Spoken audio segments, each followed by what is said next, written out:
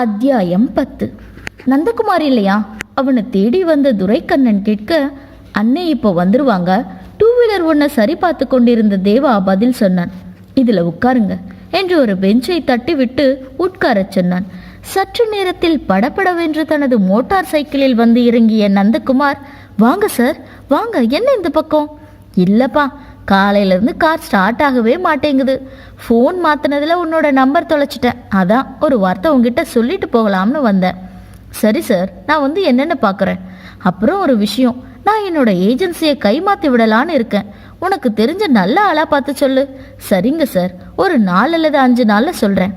அவர் சென்றதும், டே, அந்த மளிகை கடைக்காரர் வண்டியை சரி பண்ணியாச்சா? முடிஞ்சதுன்னு அவர் வந்து எடுத்துகிட்டு போகலாம். இன்ஜினியர் சார் வண்டி? எல்லா வண்டியும் கழுவி தொடச்சி வச்சாச்சு. சரி சரி, கடையை பார்த்துக்க, நான் ஒரு 10 நிமிஷத்தில் சார் காரை எடுத்துட்டு வந்துடுறேன். செல்வா, நீ மட்டும் என் கூட வாடா. இருவரும் சென்று துரைக்கண்ணன் காரை நந்தா எடுத்து வர, நந்தனின் வண்டியை செல்வா எடுத்து வந்தான். என்ன, துரை சார் சொன்னார்ல அவரோட ஏஜென்சி, அதுக்கு எவ்வளோ செலவாகும்? எப்படியும் ஒரு 50 ஆகும்டா. 50,000 அண்ணே? டே கூறு கட்டவனே, 50,000ன்னா நானே வாங்கிடுவேனே. 50 லட்சம்டா. அடேங்கப்பா, அப்ப கொல்லத்தான் அடிக்கணும். நீ அதெல்லாம் செய்ய வேண்டாம், பேசாம வேலையை பாரு. இந்த வேலையை உருப்படியா பார்த்தா தான் இன்னைக்கு உனக்கு சம்பளம். அதை விட்டுட்டு வேற ஏதாவது பேசிட்டு நேரத்தை வேஸ்ட் ஆக்காத. வாயை திறக்க விட மாட்டீங்களே என்று முணுமுணுக்க, வெட்டி பேச்சு வேலையை கெடுக்கும்டா என்று சொன்னவன் கண்ணனுக்கு அழைத்து, உங்க வண்டியில பேட்டரி போயிடுச்சு, அதனால ஸ்டார்ட் ஆகல, புதுசு போடலாமா? போட்டிருப்பா, அப்படியே சர்வீஸும் பண்ணி கொண்டு வந்து நிறுத்திடு. சரி சார். அதற்குள் இன்னிலாவை கூப்பிடும் நேரமாகவே வண்டியை எடுத்துக்கொண்டு சென்றான். வாசலில் இருந்த செக்யூரிட்டி, உள்ள போங்க சார் என்று சொல்ல உள்ளே சென்றான். மணி 7 ஆகிவிட்டபடியால் செக்யூரிட்டியும் ஒரு ஸ்டாஃபும் இவளும் மட்டுமே அங்கு இருந்தனர். இவனை கண்டதும், உட்காருங்க, ஒரு 5 மினிட்ஸ் என்றவள் அந்த ஸ்டாஃபை அழைத்து, சார் எல்லாம் க்ளோஸ் பண்ணியிருக்கா, செக் பண்ணிடலாமா? வாங்க மேடம், பார்த்துடலாம் என்று இருவரும் தங்கள் வேலையை முடித்துவிட்டு வந்தனர்.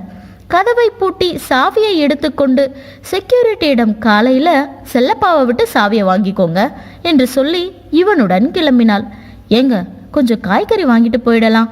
சரி என்று கூறி காய்கறி கடைக்கு வண்டியை திருப்பினான். இன்னிலா காய்கறி வாங்க அப்போது அங்கு வந்த தெரிந்த ஒரு நபரிடம், சார், சுந்தர் எப்படி இருக்கான்? நல்லா இருக்கான்ப்பா. நீ அவன் கூட படித்த நந்தகுமார் தானே? மெக்கானிக் ஷெட் வச்சிருக்கல்ல? ஆமாம் சார். சுந்தர் இப்போ எங்கே இருக்கான் என்று கேட்டான். அவன் இப்போ ஃபாரின்ல இருக்கான். அப்படியா? இங்கே இருக்கும்போது ஏதாவது பிஸ்னஸ் பண்ணணும்னு சொல்லிட்டே இருப்பான். ஆமாம்ப்பா, பிஸ்னஸ் பண்ணணும்னா பணம் வேணும்ல, அதுக்கு தான் ஒரு 10 வருஷம் ஃபாரின்ல இருந்துட்டு வரேன்னு போயிருக்கான். சரி சார், ஃபோன் பண்ணுனா கேட்டேன்னு சொல்லுங்க. அதற்குள் நிலா வந்துவிட இருவரும் வீட்டுக்கு திரும்பினர். சாப்பிடும்போது, ஏங்க, காய்கறி கடையில் ஒருத்தரை பார்த்தீங்களே, யார் அவர்? என் கூட படித்த சுந்தரோட அப்பா. என்னவா? எனக்கு தெரிஞ்ச ஒருத்தர் பைக் ஷோரூம் வச்சிருக்காரு. அவர் தன்னோட ஏஜென்சியை கைமாற்றி விடணும், யாராவது தெரிஞ்சவங்க இருந்தால் சொல்ல சொன்னார். இவன் படிக்கும்போதே பெரிய பிஸ்னஸ் பண்ணணும் அப்படின்னு சொல்லுவான். அதான் அவன் என்ன செய்கிறான்னு கேட்டேன். பைக் ஷோரூம், அதை வாங்கணுன்னா எவ்வளோ ஆகும்? 50 லட்சம் வரை ஆகும். நீங்கள் ஏன் அதை வாங்கக்கூடாது? அவ்வளவு பணம் யார்கிட்ட இருக்கு? பேங்க்ல லோன் வாங்கலாம். எவ்வளோ கிடைக்கும்? நான் நாளைக்கு எல்லாம் விசாரிச்சு உங்களுக்கு சொல்கிறேன், நீங்கள் வாங்குங்க. சரி, விசாரிச்சு சொல்லு. மறுநாள் அவனிடம், இங்கே மாவட்ட தொழில் மையம் அப்படின்னு ஒரு ஆஃபீஸ் இருக்குது. அதில் இந்த மாதிரி புதுசாக தொழில் ஆரம்பிக்கிறவங்க இல்லைனா ஏற்கனவே பண்ணிட்டு இருக்கிற தொழிலை விரிவுபடுத்துவதற்கும் லோன் கொடுப்பாங்க. ஒரு குடும்பத்துக்கு ஒரு ஆள் மட்டும்தான் கிடைக்கும். அதில் சப்சிடி உண்டு. அதை சாங்ஷன் பண்ண வேண்டியது பேங்க் மேனேஜர் தான். நீங்கள் நாளைக்கு அந்த ஆஃபீஸ் போய் நான் சொல்கிற ஆஃபீஸரை பாருங்கள், மற்ற விவரம் அவர் சொல்லுவார். லோன் கிடைக்குமா? கண்டிப்பாக கிடைக்கும். நீங்கள் போய் என்னென்ன டாக்குமெண்ட் சப்மிட் பண்ணணும் அதை மட்டும் விசாரிச்சுட்டு வாங்க. அதை நம்ம தயார் பண்ணி ஒரு ப்ராஜெக்ட் மாதிரி கொடுத்தா அதை அவங்க பரிசீலனை பண்ணிட்டு தான் லோன் கொடுப்பாங்க. ப்ராஜெக்ட் தயார் பண்ணுறது ஈஸி தான், பார்க்கலாம். ஆமாம், உங்களுக்கு இந்த பேங்க்ல அக்கௌண்ட் இருக்குல்ல? இருக்கு. அப்போ பிரச்சனையே இல்லை. அவள் சொன்னபடி மறுநாள் அந்த ஆபீஸுக்கு சென்று லோன் பற்றிய விவரங்களை தெரிந்து கொண்டு வந்தான். மாலையில் அவள் வந்ததும் அவர் குறித்த குறிப்புகளை கொடுக்க இருவரும் சேர்ந்து சாப்பிட்டு முடித்ததும் என்னென்ன தயார் பண்ண வேண்டும் என்று குறிப்பெடுத்து கொண்டு மறுநாள் அதை எல்லாம் ஒரிஜினல் டூப்ளிகேட் 2 விதமாய் தயார் செய்து கொண்டான். துரைக்கண்ணனை பார்க்க நேரடியாக சென்றான். என்னப்பா நந்து, வா. சார், உங்ககிட்ட ஒரு விஷயம் கேட்க தான் வந்தேன். இப்போ நீங்கள் ஏஜென்சி மாற்றி விடுறேன்னு சொல்கிறீங்க, அது விஷயமா பேசலாமா? என்னப்பா சொல்லு. சார், அதை நானே வாங்கிக்கலான்னு இருக்கேன். ரொம்ப சந்தோஷம். ஆனால் 50 லட்சம் வரை ஆகும். சரி சார், நீங்கள் முதல்ல உங்களோட கம்பெனி டாக்குமெண்ட்ஸ் ஜெராக்ஸ் காப்பி கொடுங்க. நான் அதை வச்சு வக்கீல்கிட்டையும் ஆடிட்டர்கிட்டையும் பேசிட்டு வரேன். நீங்கள் சொல்கிற தொகை சரிதான்னா பேசி முடிச்சிடலாம். சரிப்பா, நீயே வாங்குறது எனக்கு ரொம்ப சந்தோஷம்தான்.